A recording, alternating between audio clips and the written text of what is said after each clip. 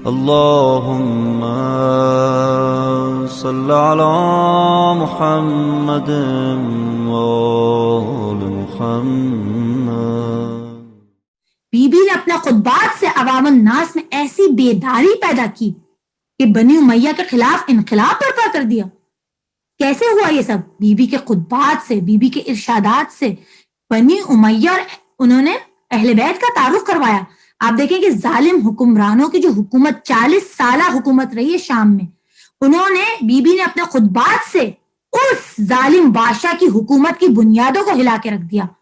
مظلوموں اور محروموں کو ظالموں سے نجات دلانے کا اہتمام کیا ہماری بی بی نے، کہ معاویہ کی 40 سالہ حکومت کی وجہ سے لوگ اپنے حکام کو، بادشاہ کو پہچانتے ہی نہیں تھے کہ آخر یہ کس قوم و قبیلے سے تعلق رکھتا ہے۔ یزید جناب زینب نے تعارف کروایا، ان کو بے نقاب کیا، ان کا تعارف ایز اے فاسق اور فاجر کروایا، بلکہ بتایا کہ اے یزید تو جگر قارہ ہندا کے خاندان سے، بلکہ ان کا پوتا ہے، اور شان علی اور فاطمہ کی عظمت بتائی، ورنہ لوگوں کو نہیں پتا تھا کہ یہ جو زنجیروں میں جو قافلہ ہے وہ کون ہے، کس خاندان و قبیلے سے تعلق رکھتا ہے۔ درباروں میں، بازاروں میں، اجتماعات میں، کوفہ و شام میں اہل بیت اور شہدائے کربلا کا تعارف کروایا گیا۔ ہم دراصل کس خاندان سے؟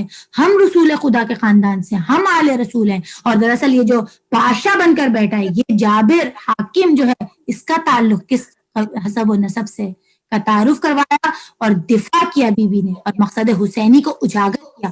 تمام لوگوں کے دلوں میں حسینی چراغ، ہدایت کے چراغ کو بھی ہماری بی بی نے روشن کیا۔ اور بس اس کا نمونہ کیسے کیا؟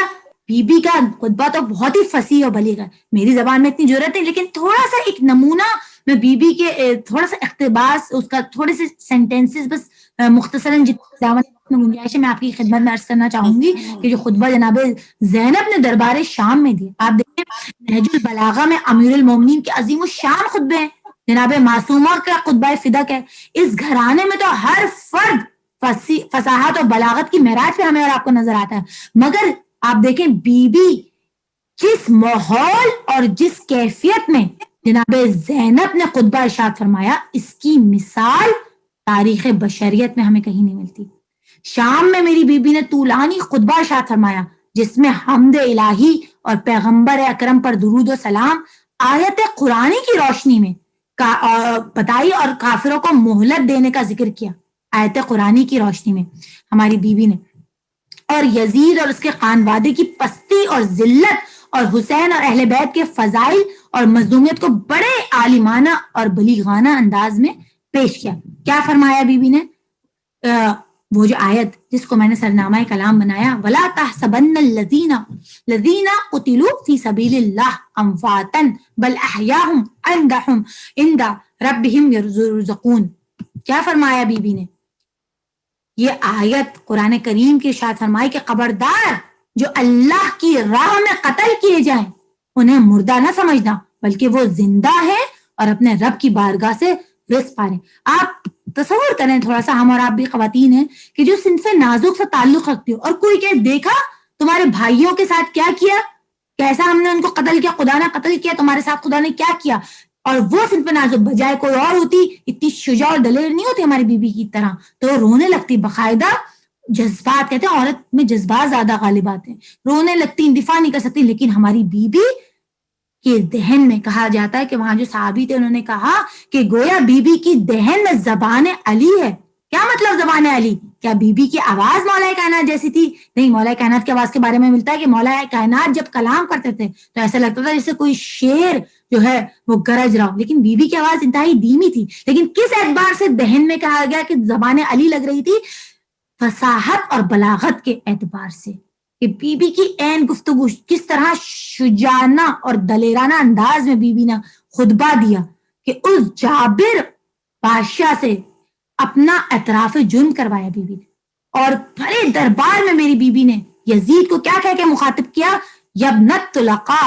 کیا مطلب اس کا؟ طلقا یعنی اے آزاد کردہ غلاموں کی اولاد، تو وہ ہے جسے میرے جد نے آزاد کیا۔ یبنت طلقا مخاطب کیا اور فرمایا کہ یہ وقت کی بات ہے کہ آج مجھے تجھ سے بات کرنی پڑ رہی ہے، ورنہ میری بی بی نے کیا کہا؟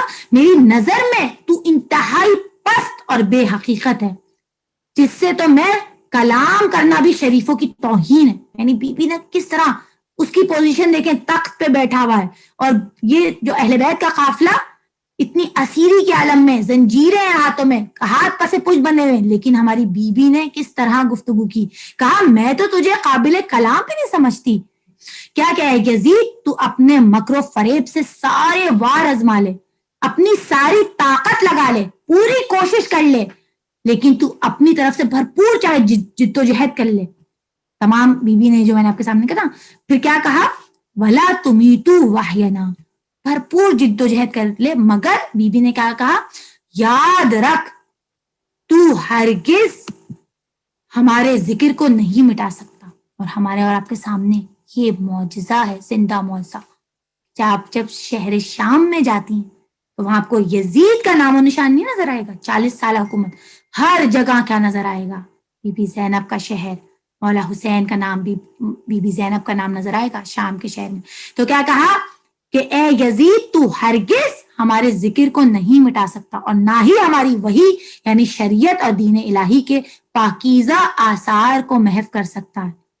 بی بی نے کہہ دیا کہ جو تو نے گنہونا جرم کیا ہے, اس کے بدنما داغ کو تو اپنے دامن سے دھو نہیں پائے گا, اور تیری زندگی کے چند دن اور باقی ہیں, اور تیری حسرت و یاس کے دن شروع ہو گئے. اسلام گرامی, یہ میری بی بی کے خطبات اور ارشادات کا نتیجہ تھا کہ اس لعین یزید جو شام میں 40 سالہ حکومت کی وجہ سے, معاویہ اور یزید کی حکومت کی وجہ سے, لوگ تو یہ تک نہیں جانتے تھے کہ ہمارے حکمران کون ہے, کس قبیلے اور نسل سے تعلق ہے. بی بی نے اس طرح اس کا تعارف کروایا کہ ابنت طلقاء کہہ کے, اور یہ فرمایا کہ میں تو تجھے بات کے بھی لائق نہیں سمجھتی, یہ تو آج حالات ایسے ہو گئے کہ مجھے تجھے مخاطب کرنا پڑ رہا ہے. تو آپ دیکھیں یہ بی بی کے خطبات سے معاشرتی بیداری پیدا کی, لوگ اچھی طرح جان گئے. لہٰذا شام میں جو ہے, کوفہ اور شام میں انقلاب برپا ہو گیا کہ یا سارت الحسین کی صدائیں بلند ہو گئیں کہ ہم مولا حسین کے خون کا انتقام لیں گے. یہ بی بی کی کاوشوں کا نتیجہ تھا, بی بی کے خطبات کا نتیجہ تھا. بی بی نے کس طرح اپنی گفتگو اور ارشادات سے لوگوں کے ذہنوں کو جھنجھوڑا, عقول کو جھنجھوڑا, عقلوں کو جھنجھوڑا, اور کس طرح اپنے مشن میں بی بی نے اپنے وقت کی حجت خدا کے میسج کا دفاع کیا.